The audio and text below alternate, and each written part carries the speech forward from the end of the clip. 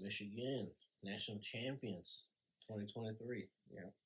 What's going on, everybody? It's Sports Zone Media with Justin and Ernie. Um, like we said in the last video, we apologize for the delay. Life just kind of happened over the holidays. Ernie had his first baby, and they were in and out of the hospital a little bit with some complications. So Everything's good now. We're Yeah. all good. Mom was good. Baby's good. So that's all that matters. Yeah. And usually we get to watch these type of sporting events together, but we didn't get to do that this year because of some circumstances, which is completely fine. Mhm. So we decided that we wanted to. I know it's a few days late, and by the time y'all are seeing this, it's about 4 days after the national championship game. But We just want to talk about it. we really haven't had a conversation about it because we said, hey, let's hop on the channel and do it on there. So we were gonna live stream the game and watch it together and kind of commentate as the game was going on, but we really didn't have that opportunity. So now we're gonna take this chance to do it. Hopefully, we'll be able to do that during some NFL football games. Just kind of live stream, maybe not live stream, but definitely talk about the games. And I mean, maybe pop in and out, Yeah. maybe post little videos here and there throughout the game. Yeah. Like throw up some YouTube shorts, something like that, if y'all would be interested in that. So Yeah, the Kansas City and the Dolphin game should be pretty good this weekend. Yeah. So, anyways, on to the national champions. I mean, what a beatdown Michigan did. Well, it was a great game for about 3.5 quarters. The first quarter, it looked like Michigan was going to run away with it, literally. Yeah, I mean, they was getting, 14 yards a carry at one point? I think it was 19. 19, yeah. It was insane. I mean, they couldn't stop, what's his name, Edwards? Mm-hmm. And then later on in the game, Corum started just going off. He had 2 touchdowns. Edwards had 2 touchdowns, I believe. Mm-hmm. McCarthy really didn't have to do much. I mean, he wasn't really himself that game. I felt like neither was Penix. I felt like both QBs struggled. But maybe, it was just a lot of hype during the game, a lot of pressure to do good. And, that's okay. Obviously that's going to happen. It's, the biggest game you could play at a college level. I think Penix's biggest problem was that, he was getting pressured all night. Yeah, he couldn't get comfortable. I mean, the announcer said it multiple times. He just couldn't get comfortable. And that's not something that he was used to. He's usually really well protected this season. He took a beat down. Correct me if I'm wrong, but Washington won the award for best offensive line. Yeah, I'm pretty sure they did. And I'll tell you what, Michigan put a pounding on that O-line. I mean, Penix just was not comfortable throwing all game. I mean, he never really settled into a rhythm, and it showed. I mean, Michigan just ran away with it in the fourth quarter. I mean, it was a close game in the fourth quarter. So about 8 minutes left in the fourth quarter, and that's when the tide really started to turn. Yeah. But I will say this: shout out to Washington's defense, because man, I really thought there's 3 or 4 possessions there. Michigan's got decent field position, and they could have really ran away with it before halftime, and they stepped up and played well. They got a big 4th and I think 3 stop about their Michigan's own 40 not own. They're in Washington territory. They're about the 40, 45 yard line, and it was kind of no man's land. You don't want to punt there, but you can't kick a field goal from there. So they gambled and went for it, and Washington was able to get the big stop. I do think some injuries plagued Washington a little bit. Penix seemed like he had some ongoing things going on with him. It looked like his side, maybe his hip or something. Lower rib area, something. And of course, you saw when he threw the pick to start the third quarter. That was huge, by the way. Yeah. But his lineman stepped on him. He probably should have just taken a sack there or thrown it away, but you're trying to make a play. It's the first play of the third quarter. You're trying to set the tone. Yeah. But also, Dylan Johnson being hurt throughout the game really didn't help much. I mean, they've never really got into a running game. Their running game going, I felt like. I mean, it was just, just wasn't a very well offensive scripted game for them, and that's, something they did very well all year. Well, they haven't seen a defense like Michigan all year. I mean, Michigan's the best defense in the country by far. Yeah. Their secondary is so good. I mean, they have two very good cornerbacks. They're very disciplined too. Yeah. They're a very good tackling team.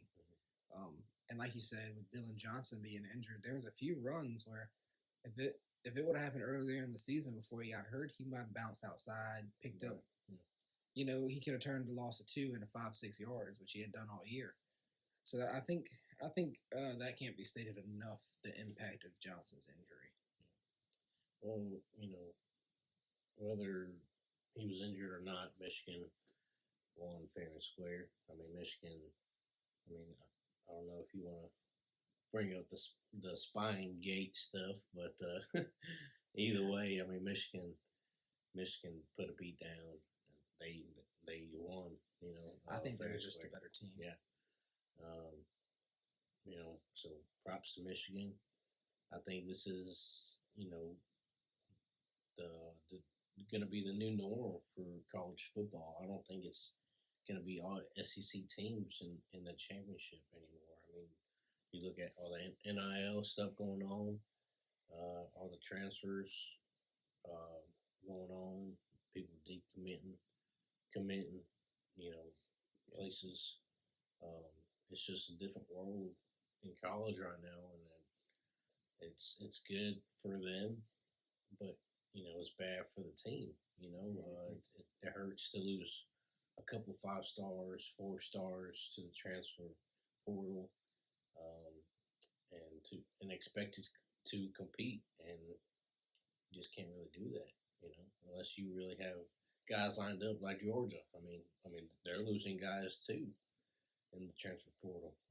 Them guys, I guess, are realizing they can play somewhere else rather than just wait a couple years.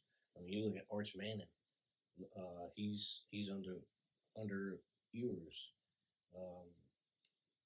He said he's coming back for another year. So does Manning stay for another year? Or does he transfer? I mean, it's just those things where you don't really know what's going to happen. We saw Logan Diggs for LSU's running back. He transferred to Ole Miss. Ole Miss just lost their running back to Ohio State and Jenkins, huh? Judkins, yeah. I really thought he was an Alabama or Auburn lock because he's from Alabama. Right. So when he picked Ohio State, that's nothing more than a money move. Mm-hmm. Yeah, and I mean, it's just the new playoff format coming this next year, right? Yeah. So 12 teams instead of 4, which is 8 more teams. I love that. Yeah, it's going to be great. And who hopefully, doesn't love more football? Yeah, I mean, hopefully LSU should be in it, right? I would think so. Yeah. I don't know. You just never know. Hopefully, Florida for you can get back in it, but they got to work on some things. Mertz is a good quarterback. I would be surprised if Lagway starts. Yeah, he might, but the reason being is I'm a Graham Mertz believer. He earned a lot of respect out of me, which why would he care about my respect? But he did, and I think a lot of Florida fans everywhere with the heart that he played with, but that didn't turn into winning ball games. He played good football, but we didn't win ball games. Not all of it's on him at all, but I think Napier, he just got the best recruit probably in Florida history at the quarterback position, at least. Yeah. Outside of maybe Tim Tebow, but I don't think Tim Tebow was even as highly ranked as Lagway is.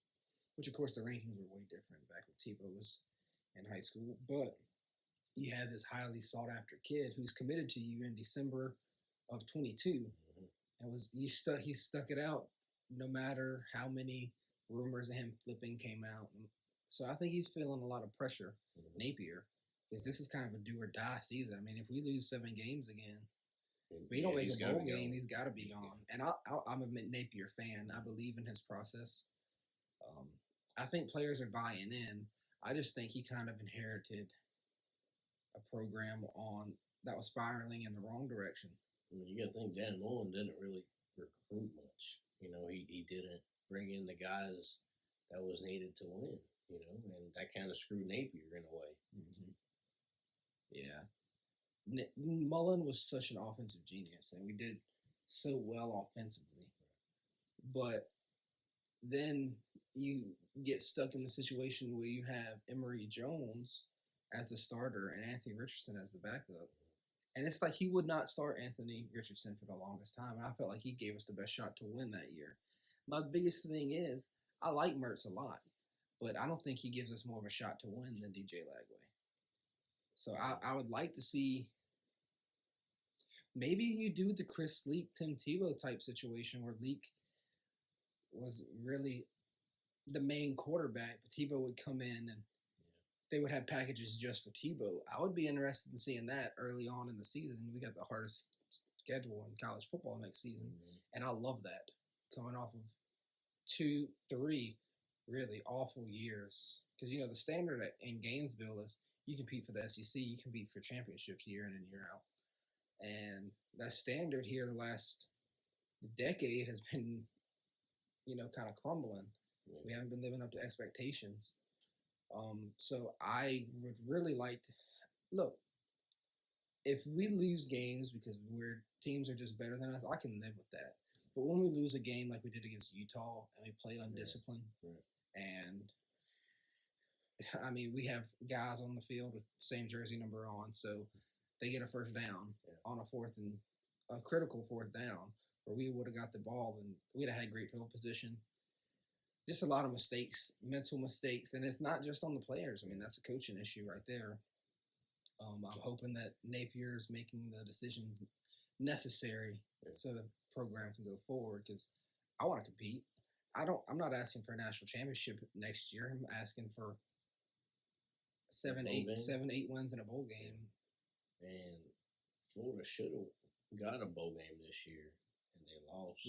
We were 4-2 going into the Georgia game, coming off our bye week. I thought for sure, I really thought we had a shot against Georgia because we had came off the best offensive game of the year. Mertz was playing lights out. Defense was playing really well then. Obviously, we got crushed in that one.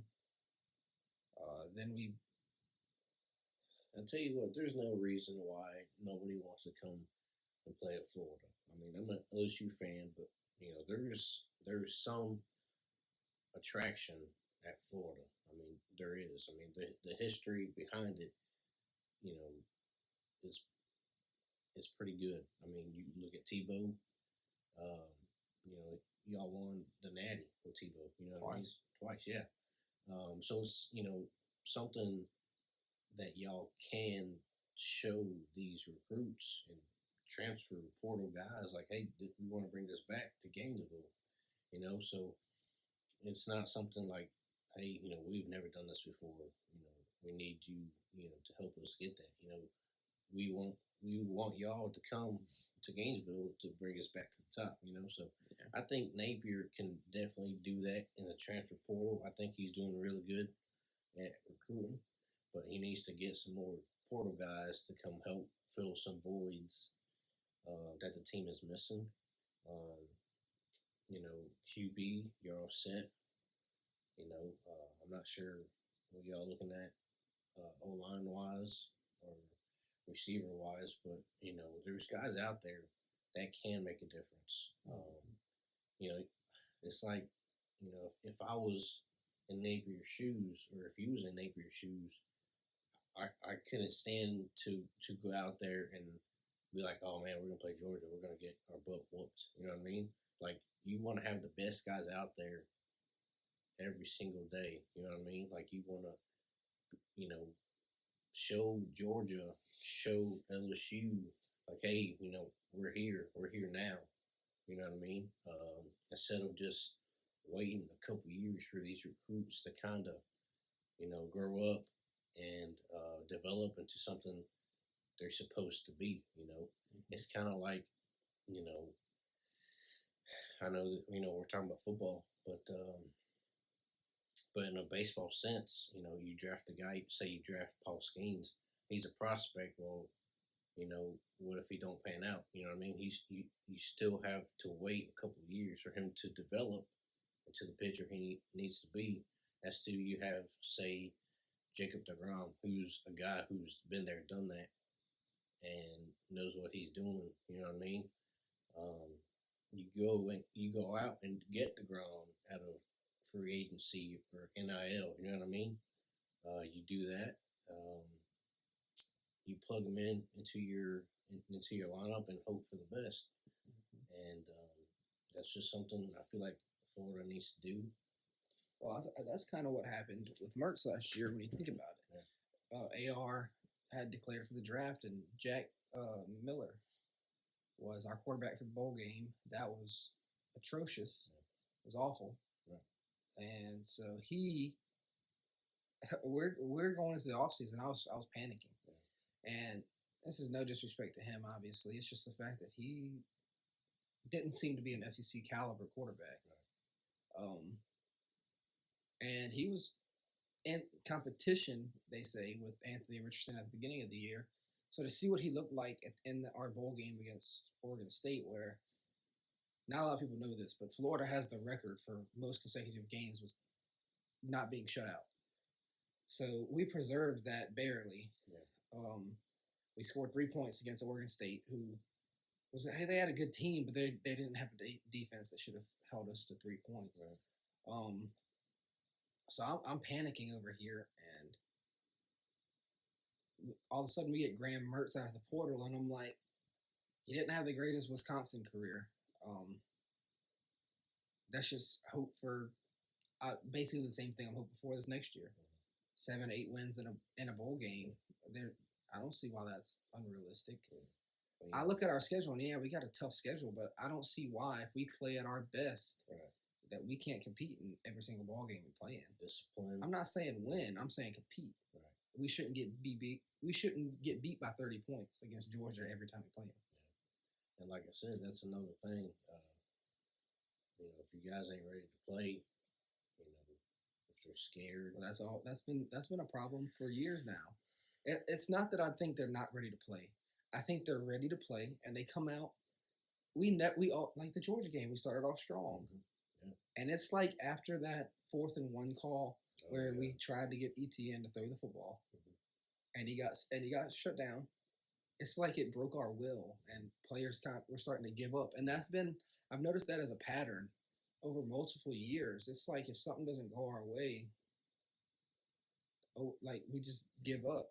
And it's like in years past, we lost to Georgia, I want to say 2018, 2019 time frame.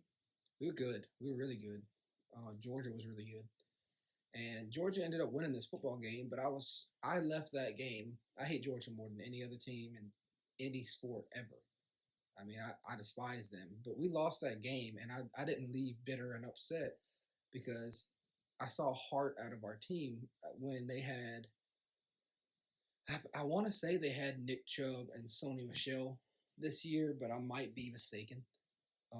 But they have it first and goal at the 1, and we shut them down 4 straight times and get the ball back at the 1-yard line. And it's just small things like that I haven't seen out of these Florida teams. Yeah. Because we have the athletes to compete with these schools, and I don't know, because it's been multiple coaches now that we've had the same problem. Right. So I don't know where to go from here to fix it, because I don't want that. It seems to be a culture problem now, not just a coach. Right. And I think Napier's trying to weed out that bad stuff. He's kicked players off the team for not giving their all, not trying to set the Gator standard. So I don't know. I'm just worried about our future because I want to compete. And I'm not saying I want to be the next Georgia or Alabama. I want to be the next Washington that at least competes. Right. We might not win it, but I want to be there. Yeah. I want to be there. And I think y'all certainly can. It just, like I said, it just takes the right kind of players, the right kind of coaches, the right type of mindset to go into every game, every practice, every snap. It just got to make it work, or Napier's going to be on the hot seat. Yeah. And now something else I want to ask you about is the state of LSU. Mm-hmm. Now, obviously, LSU just had the craziest their 25 class is looking ridiculous. Yeah. Now there are concerns. I mean, they have over a year, to stay committed. Um, you got Harlem Berry, number one running back out of Metairie. Um, you have the number one wide receiver, DeCorian Moore, coming out of Duncanville High School. He's a stud. You got the number one quarterback in Bryce Underwood coming out of Michigan. I thought originally he was going to go to Michigan. Right. Then I started hearing rumors that LSU's in the hunt, and then I see all of a sudden his crystal ball 92% to LSU. So I enjoy watching LSU football. If I root for LSU 364 days out of the year, the 1 year I don't root for them is when they play my Gators. So I love this for LSU because of the fact it's showing them that we've always known that LSU can compete. Mm-hmm. They've, besides the 2 really bad years after the national championship, they compete year in and year out. Yeah. They're as good as any program. They have all the resources, all the facilities. But the thing is, they lose out on these guys to teams like Alabama and Georgia and Ohio State and Michigan. So for them to land not just 1 but 3 of them in the same class is that's huge. A big get, yeah. And Brian Kelly, he's doing something that hasn't been done in a long time. I feel like he's getting these Louisiana guys to stay home and not go to Bama, not go to Georgia. That's massive, you know. You look at Devontae Smith. That dude is from Amite, Louisiana, and he went to Alabama. Landon Collins. Yeah. I mean, there's been a lot of really good Louisiana talent go out of Louisiana. Which is crazy. And when you look at it from a historical standpoint, when Saban was here and he won a national championship, he had Louisiana on lock. Yeah. Les Miles, he recruited Louisiana pretty well. Yeah. Ed Orgeron, you got to look at this. Think about it this way.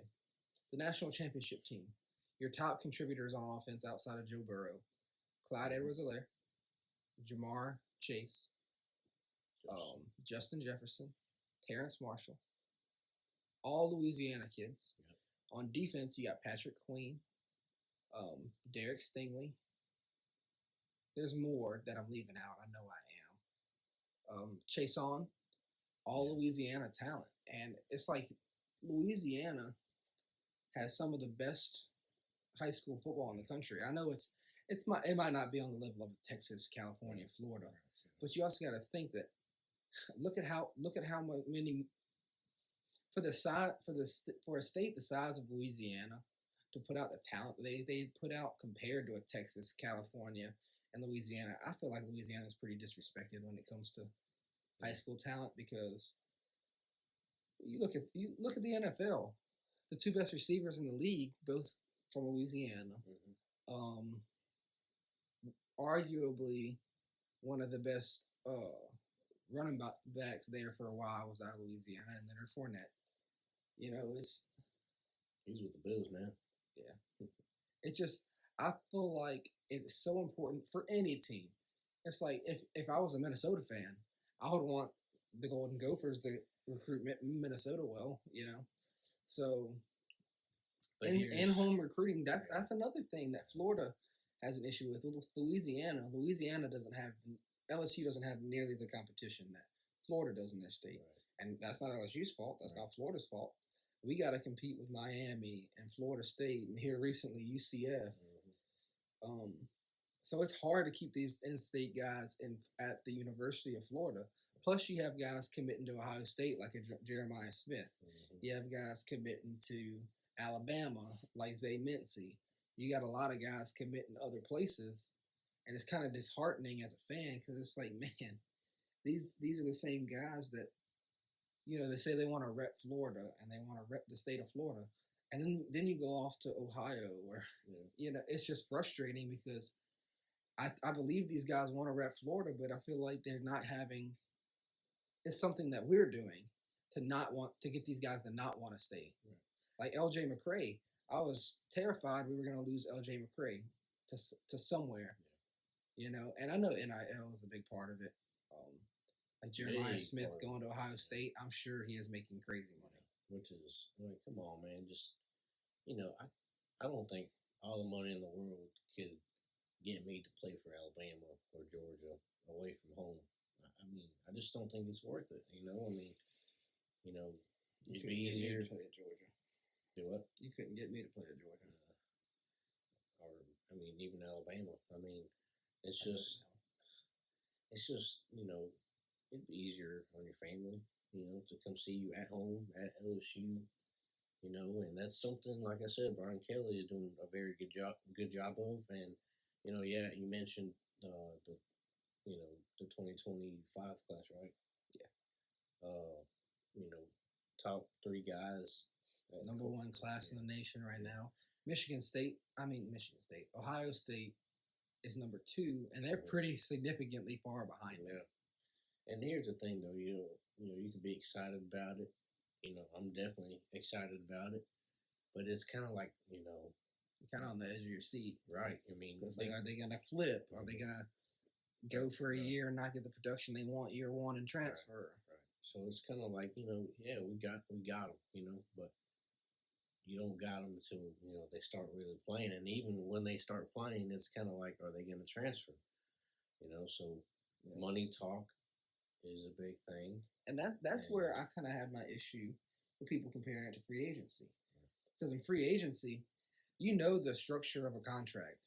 Right. If I sign Alvin Kamara to a 4-year contract, I have him for 4 years, unless I decide to cut ties with him or trade him. Other than that, he's stuck for 4 years. Right. Realistically, you could transfer however many. I could go to, like, there's this one kid. He just committed to Florida State. He started off at UCF, transferred to Miami. Now he's at Florida State with 2 more years of eligibility. That's ridiculous. I think it's kind of abusing it. And I mean, I'm not blaming the player for taking advantage of his opportunities. Yeah. It's a problem with the NCAA. There's no reason why when you commit to a program, you should be all in or don't commit. Mm-hmm. I personally believe if you commit to a program, you shouldn't be allowed to go on visits to other schools. Right. I think if you're gonna flip, you're gonna have to flip without ever going to the campus, without going and watching them play. It'd be like with your little sideline pass while you're committed to Florida. It'd be like a coach looking for another job while he was at at a school already. It just doesn't make sense. So but yeah, back to Michigan. They just won a national championship. Now what? Does Jim Harbaugh stay? You do whatever you can to keep him. Right. I mean, supposedly there was an offer out there for 10 years, $125 million. That's a lot of money, 12 and a half a year, which is pretty good. When you think about it, that's bigger than the John Gruden contract when he signed with the Raiders. Yeah. So, because he got 10 years, 100. Mm-hmm. Yeah. So, I mean, that's a lot of money. But the thing is, I don't know if he wants to go to the NFL or not. I mean, he's been linked to the Raiders. I feel like the Chargers. But I just don't know if he's willing to do 10 years at Michigan. Which, I mean, I'm sure he wouldn't mind it. If I was him, I'd take the money. He's an alum. Yeah. But there's like a new trend nowadays that there's not loyalty. I mean, look at Jonathan Smith from Oregon State. Alum. He was a starting quarterback for Oregon State. He dropped all his clothes off at a Goodwill on his way to East Lansing to go be the Spartans' new head coach. Yeah. So there's not a lot of loyalty, and I understand it. You want to try to compete for a championship, and you want to try to win as many games as possible in the time frame that you have. Make as much money as possible. But at what point are you going to say, no, this is my home, this is where I want to be, I'm not going to sell out to go try to pursue a championship? Right. And that's my biggest question for players is you commit to a program, you're supposed to give your all to that program for a year, and it's as soon as the season ends, I'm in the portal. Like Trevor Etienne, you're going to be the lead guy. Yeah, we have Montrell Johnson in the backfield who still has, I don't know if he's a Clarion or not. I think he should stay. But you're going to be the guy. Yeah. You're going to get 15 to 20 carries a game. Yeah. But you're going to transfer to Georgia Maybe, And in my opinion, take the easy road. maybe he just didn't want to deal with the tough schedule next year. He's going to be a junior next year, huh? Yeah. So maybe if he has a good year, he might just go into the draft. But he could have done that at UF. Right, but here's the thing: if they have a bad schedule, he's not really going to be looked at. You know Well, what I if mean? you have a tough schedule and you produce, that's actually going to be even better on you. Yeah, You know, that's true. I kind of look at it like Saquon. He's a good running back, but he's on a bad team. and he said he's going to stick it out. Yeah, I don't know. It's not up to us to decide. I wish Trevor the best. I just hope he goes 14 carries for -4 yards against Florida with 2 fumbles. That's all I care about. Besides the Florida game, I wish him the best. He gave us 2 really good years, and I'm appreciative of it. Wish we could have won more with him. I mean, if we won more with him, we probably wouldn't be in the predicament we're in. So yeah. So hopefully, we can this transfer portal can get figured out though, because it is kind of definitely, crazy. But congrats to Michigan on winning the national championship, and congrats to Washington. Yeah. Y'all had a stellar season. Oh yeah, absolutely. Y'all were incredible all year. They got the. I want to say they got the top 4 teams right this year, and I hate to say That best college football playoff I've seen probably ever. Yeah, I mean all the games were great. Championship game was great. They top 2 teams going at it, and Michigan going home with the Natty. So, congrats to them, their players, their staff. It was fun to watch. Yeah. If I'm a big fan of defense, so I really enjoyed it. Ready for next year already. Yeah, I know, man. Really excited for signing day coming up, the official signing day, and hopefully we can see some fireworks here in the portal or whatever.